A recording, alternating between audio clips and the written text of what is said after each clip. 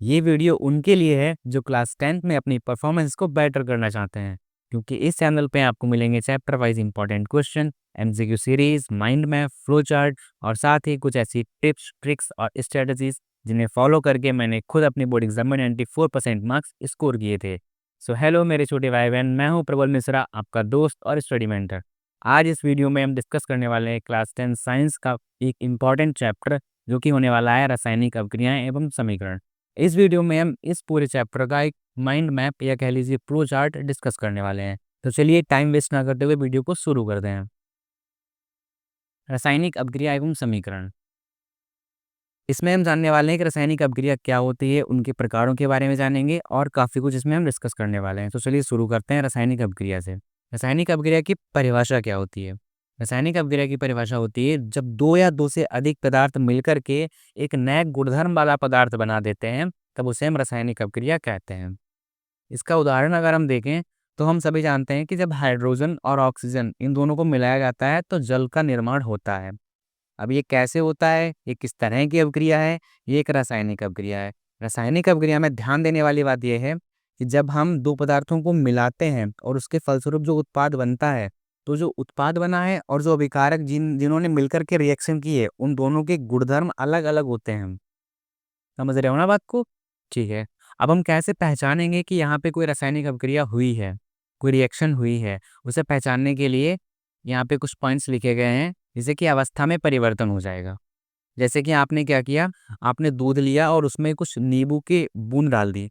तो क्या होता है, नींबू के रस की बूंद डालेंगे, तब हम जो दूध होगा वो दही में कन्वर्ट हो जाएगा, दही में परिवर्तित हो जाएगा। यानी कि यहाँ पे एक रिएक्शन हुई है, केमिकल रिएक्शन हुई है। अब ये कैसे हुई है? यहाँ पे अवस्था भी परिवर्तित हो गई। कैसे परिवर्तित हुई?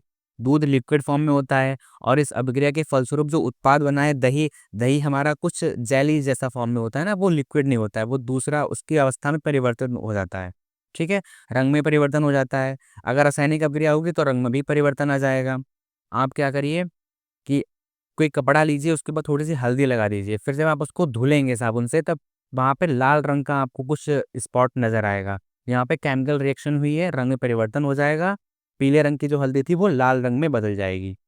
आगे देखिए ताप में परिवर्तन, ताप में भी परिवर्तन आ जाता है अगर वहाँ पे कोई केमिकल रिएक्शन होती है तब, और गैस का उत्सर्जन भी होता है। तो ये 4 पॉइंट्स लिखे हैं यहाँ पे।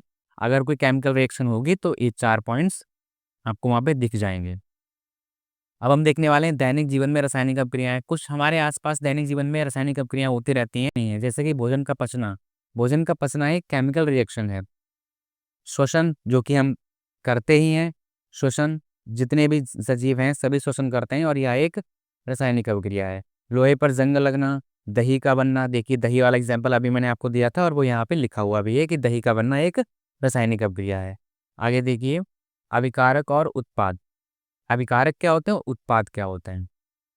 रासायनिक अभिक्रिया में जो बाईं ओर लिखा जाता है उसे अभिकारक कहते हैं, यानी कि जो रासायनिक अभिक्रिया में भाग ले रहा है, जो पदार्थ भाग ले रहे हैं रासायनिक अभिक्रिया में और जो बाईं ओर लिखे हैं, मतलब जिनसे रासायनिक अभिक्रिया हो रही है, तो वो क्या होंगे, अभिकारक होंगे। जैसे इस दही वाले ऑप्शन में मैंने क्या बोला था कि दूध और नींबू का रस मिलकर के दही का निर्माण करेंगे, तो जहाँ पे जो नींबू का रस हो गया और दूध हो गया वो अभिकारक होगा और ये बाईं ओर लिखा जाएगा। और उत्पाद क्या होगा, उस अभिक्रिया के फलस्वरूप जो भी उत्पाद बनेगा, जो भी हमारे पास में लास्ट में जो बनेगा उसे उत्पाद बोलेंगे और उसे हम अभिक्रिया अभिकारक से दाईं ओर लिखेंगे, यानी कि एरो के दाईं ओर लिखेंगे। उदाहरण के लिए अगर हम देखें, हाइड्रोजन और ऑक्सीजन मिलकर के जल का निर्माण कर रहे हैं, तो यहाँ पे जो हाइड्रोजन है और जो ऑक्सीजन है वो हमारे अभिकारक हैं और उत्पाद जो है हमारा वो जल है। चलिए आगे देखते हैं। इसमें आगे आ जाता है रासायनिक समीकरण। रासायनिक समीकरण क्या होती है? रासायनिक समीकरण को अगर हम जाने तो जो रासायनिक अभिक्रिया अभी हमने कराई है, हमने जितनी भी रासायनिक अभिक्रियाएं पढ़ी हैं, अगर उनको हम एक पेपर और पेन की हेल्प से लिख दें तो वही हमारा रासायनिक समीकरण हो जाता है। मतलब कोई भी अगर रासायनिक अभिक्रिया हुई है और हमें सामने वाले इंसान को समझाना है कि ये रिएक्शन कैसे हुई है, हम पेपर और पेन की हेल्प से उसको लिख के बताएंगे कि ये रिएक्शन ऐसे हुई है, तो उसे ही हम रासायनिक समीकरण कहेंगे। तो किस फॉर्मेटिंग में हम उसको लिखेंगे, किस तरीके से प्रस्तुत करेंगे, किस तरीके से उसे एक्सप्लेन करेंगे, तो उसे ही रासायनिक समीकरण कहेंगे। तो इसके कुछ पॉइंट्स लिखेंगे, उसकी परिभाषा सबसे पहले देख लीजिए। रासायनिक समीकरण की परिभाषा क्या होती है? परिभाषा क्या है, किसी रासायनिक अभिक्रिया में जो भी पदार्थ भाग ले रहे हैं, अगर हम उनका प्रतीकात्मक निरूपण कर दें, यानी इसको लिखने का तरीका क्या होता है, मतलब हम किसी भी केमिकल रिएक्शन को लिखेंगे कैसे?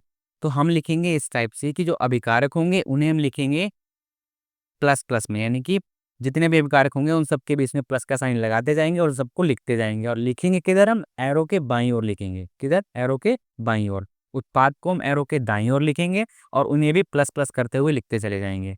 बीच में तीर का निशान रहेगा और उनकी भौतिक अवस्थाओं को प्रदर्शित करेंगे, यानी कि अगर जैसे कि हाइड्रोजन हमारा गैस के फॉर्मेट में लिया है हमने, तो हम उसमें G बना देंगे ब्रैकेट में। अगर हमारा जल बन रहा है वो एक्वस फॉर्म में है तो AQ बना देंगे। अगर सॉलिड स्टेट में है तो S बना देंगे। चलिए इस चीज़ को आपको मैं भी नोट पे लिख के दिखा देता हूँ कि किसी भी केमिकल रिएक्शन को किस टाइप से लिखते हैं।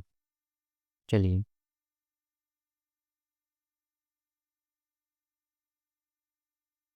जैसे कि हमने अभी देखा था कि हाइड्रोजन और ऑक्सीजन मिलकर के क्या बना रहे हैं? वाटर बना रहे हैं, यानी कि जल बना रहे हैं। ठीक है? तो हमने क्या किया? हाइड्रोजन प्लस ऑक्सीजन वाटर, यानी कि हाइड्रोजन ने यहाँ पे लिया H2 प्लस O2 और इसके परिणाम स्वरूप हमें जो उत्पाद मिला है वो क्या है हमारा? जल, यानी कि H2O है। यहाँ पे सबसे पहले तो हम यहाँ पे ये डिस्कस नहीं करेंगे कि इस रिएक्शन को बैलेंस कैसे करना है, वो हम आगे नेक्स्ट अभी जब पढ़ेंगे तब देखेंगे। अभी हम सबसे पहले ये समझते हैं कि इसको हम लिखेंगे कैसे। तो लिखने के लिए हम क्या करेंगे, हमारे पास में H2 जो है वो गैस के फॉर्म में है तो इसलिए हम यहाँ पे G बना के उसको ब्रैकेट में बंद कर देंगे। ऑक्सीजन भी हमारा गैस के फॉर्म में है तो यहाँ पे हम G बना देंगे और उसको ब्रैकेट में बंद कर देंगे। जल जो बना है, जल हमारा लिक्विड फॉर्म में होता है। ठीक है?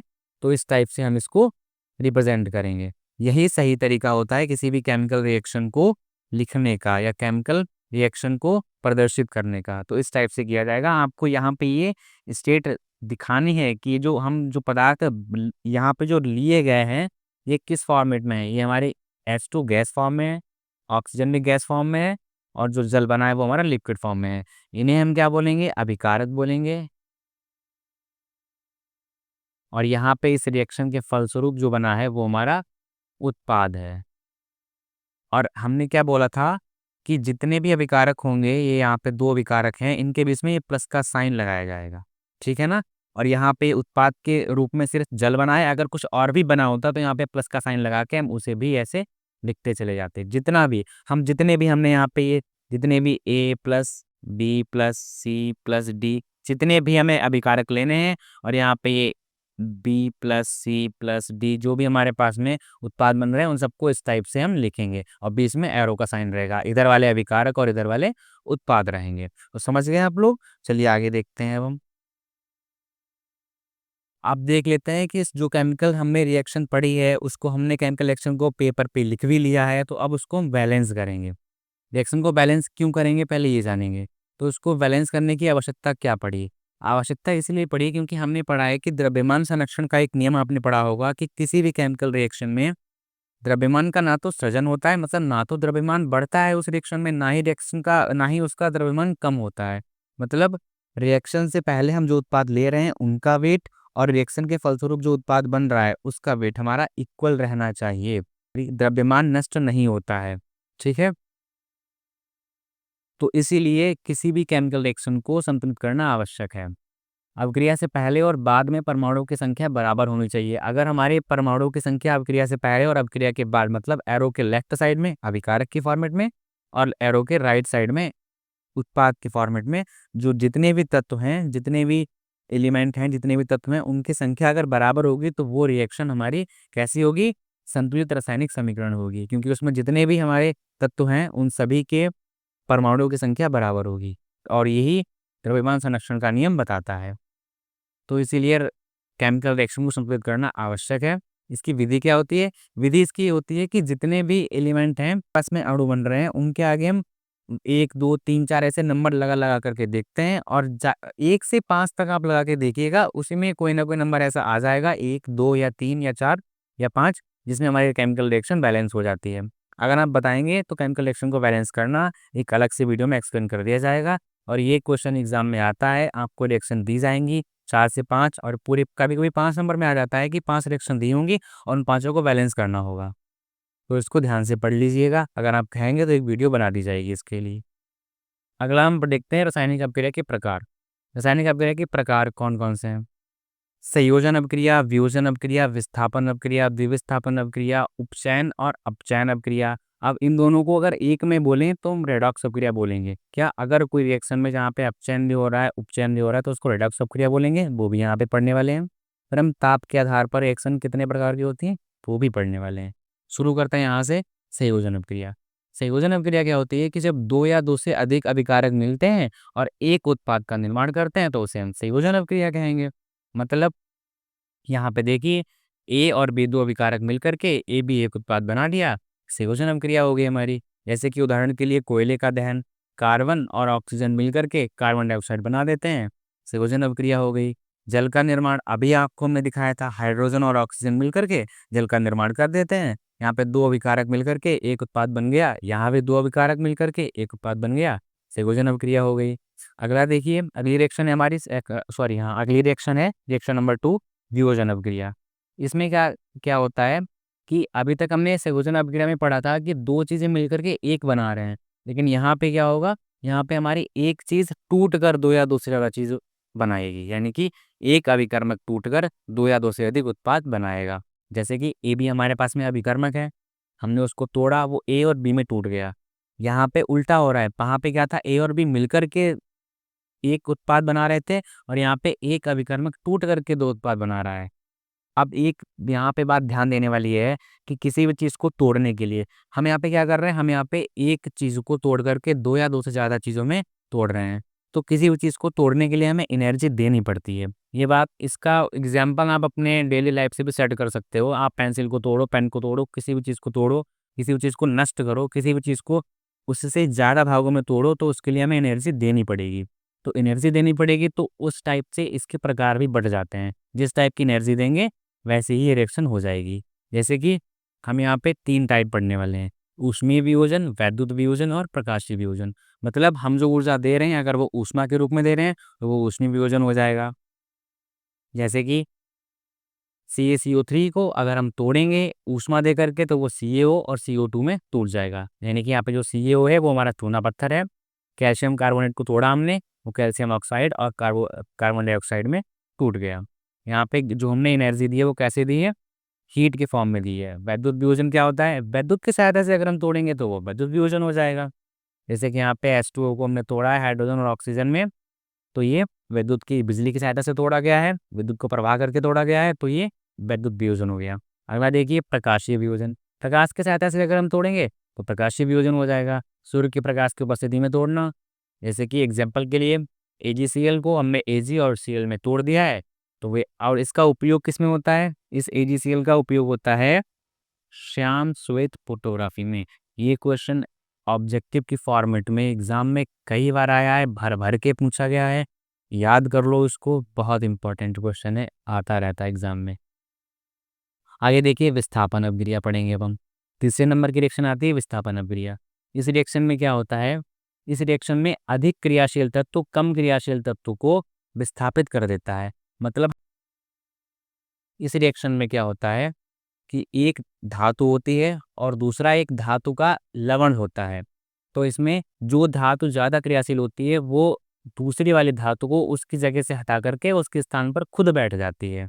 मतलब मतलब आप ऐसे समझ सकते हैं कि विद्युत रासायनिक श्रेणी में जो Fe होता है वो Cu से ज़्यादा क्रियाशील है। तो इसलिए यहाँ पे Fe जो होगा वो Cu को उसकी जगह से हटा करके खुद उसकी जगह पे बैठ जाएगा, और CuSO4 की जगह पे FeSO4 हमारा उत्पाद बन जाएगा। यानी कि Fe प्लस CuSO4 मिलकर के रिएक्शन करेंगे तो यहाँ पे FeSO4 प्लस Cu बन जाएगा। ठीक है, इसके लिए आपको विद्युत रासायनिक श्रेणी को याद करना होगा, जिससे आपको पता चलेगा कि कौन सा तत्व किससे ज़्यादा शक्तिशाली या कह लो कि क्रियाशील है। जो ज़्यादा पावरफुल होगा, ज़्यादा शक्तिशाली होगा, ज़्यादा स्ट्रांग होगा, ज़्यादा क्रियाशील होगा, ज़्यादा सक्रिय होगा, वो दूसरे वाले धातु को हटा करके खुद उसकी जगह पे बैठ जाएगा। बस यही विस्थापन अवक्रिया है, और कुछ नहीं पढ़ना है इसमें। अगली रिएक्शन आती है, चौथी नंबर रिएक्शन है हमारी द्विविस्थापन अवक्रिया। द्विविस्थापन अवक्रिया में क्या होता है, यहाँ पे हम क्या पढ़ रहे थे, विस्थापन अवक्रिया में सिर्फ एक ही तत्व होता था जो दूसरे वाले तत्व की जगह ले लेता था। लेकिन यहाँ पे क्या करेंगे, यहाँ पे हमारे, जैसे कि यहाँ पे लिखा हुआ है, उत्पादों का निर्माण आयनों के आदान प्रदान से होता है।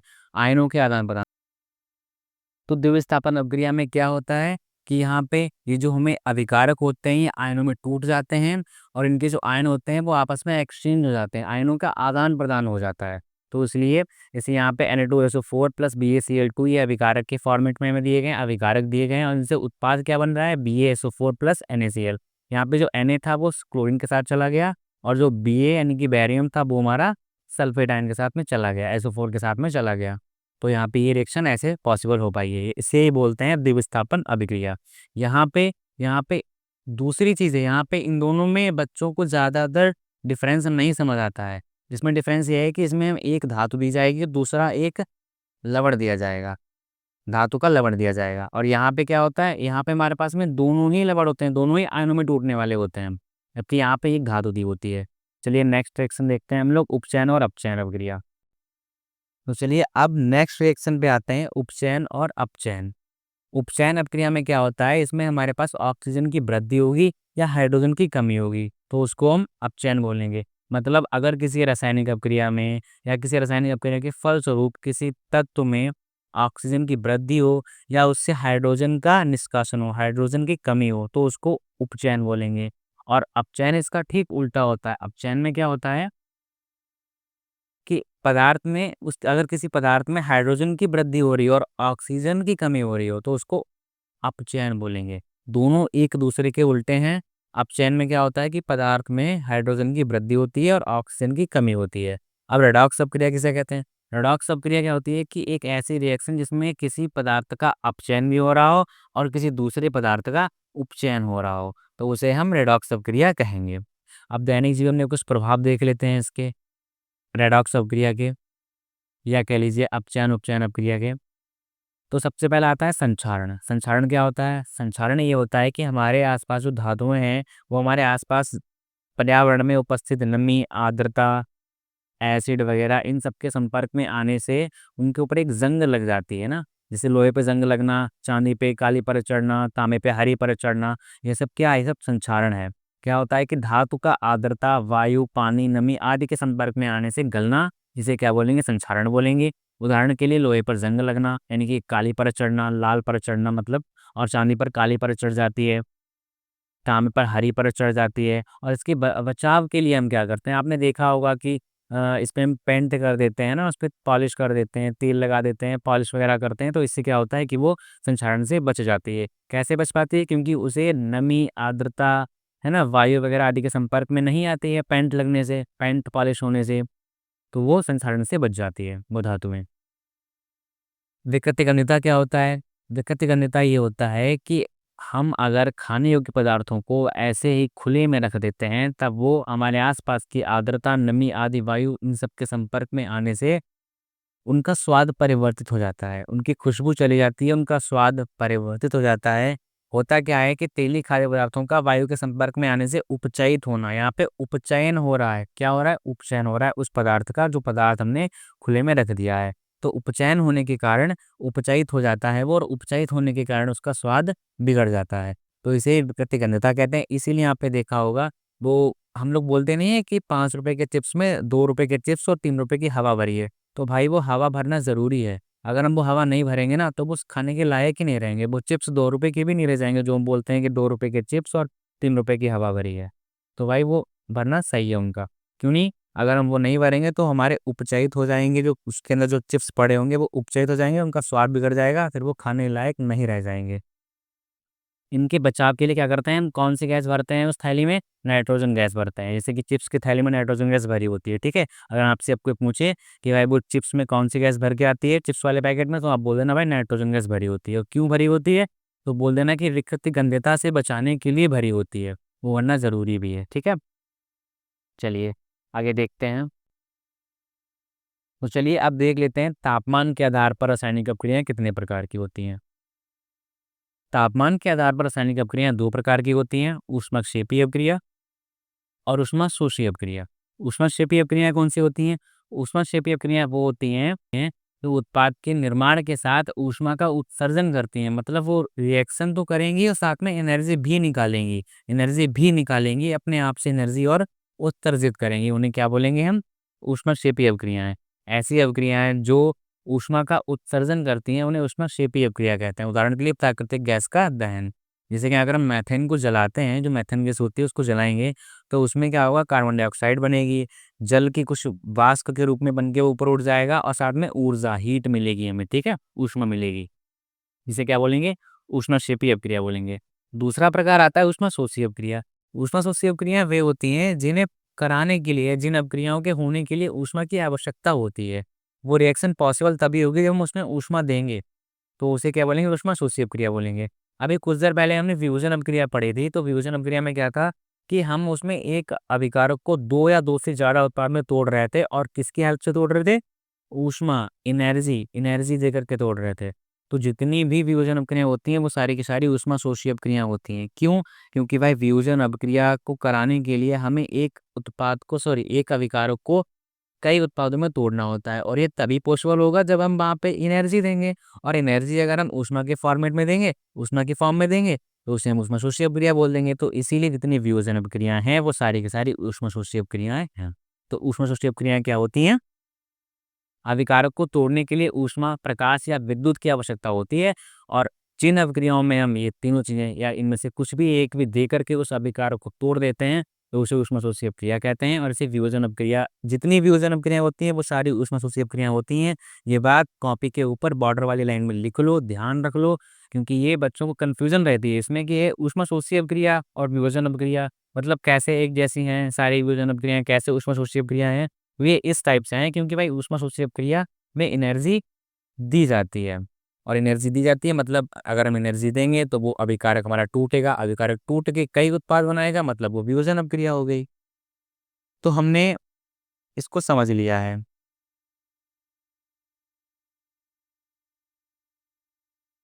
तो फाइनली हमारा चैप्टर फिनिश हो चुका है और ये था हमारा चैप्टर जो आज हमने पूरा फिनिश कर लिया है चैप्टर 1। और ऐसे ही आगे और भी वीडियोज़ आने वाले हैं जो कि चैप्टर 2 का ऐसा ही माइंड मैप रहेगा और अगर आपको इसके नोट्स चाहिए तो आप मुझे कमेंट करके बताइएगा, इसके नोट्स आपको प्रोवाइड करा दी जाएँगे फ्री ऑफ कॉस्ट।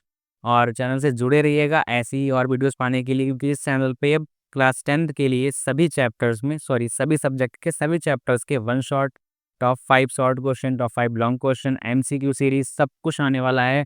और साथ ही साथ ऐसी टिप्स, ट्रिक्स और स्ट्रैटेजीज़ भी आएँगी जो आपकी परफॉर्मेंस को बेटर करने में काफ़ी हेल्प करेंगी। और इस वीडियो में आपको क्या नहीं समझ में आया, कमेंट करके पूछिएगा, मैं खुद उसका रिप्लाई करूँगा। और आपको जो इस वीडियो में बेहतर लगा है या इस वीडियो में जो होना चाहिए था वो नहीं हो पाया है, वो भी बताइएगा, हम उसको सुधारने की पूरी कोशिश करेंगे। वीडियो को लाइक करना, अपने दोस्तों के साथ शेयर करना, क्योंकि ज्ञान जो होता है वो बाँटने से ही बढ़ता है। अगर आप सोच रहे होंगे कि नहीं भाई हम उसे नहीं शेयर करेंगे ना, वो दोस्त है हमसे आगे निकल जाएगा, तो ऐसा नहीं होता है, ज्ञान हमेशा बाँटने से ही बढ़ता है। ठीक है? तो तब तक के लिए राधे-राधे और मिलते हैं नेक्स्ट वीडियो में। अगर चैनल को सब्सक्राइब नहीं किया है तो चैनल को सब्सक्राइब कर लो, पास में बेल आइकन को प्रेस कर लो जिससे आने वाली सभी वीडियोज़ का नोटिफ़िकेशन आप तक पहुँच जाए और आप भी अपनी तैयारी को और बेहतर कर पाएँ। वीडियो को लाइक करना मत भूलना और शेयर करना बिल्कुल मत भूलना और एक प्यारा सा कमेंट छोड़ के जाना।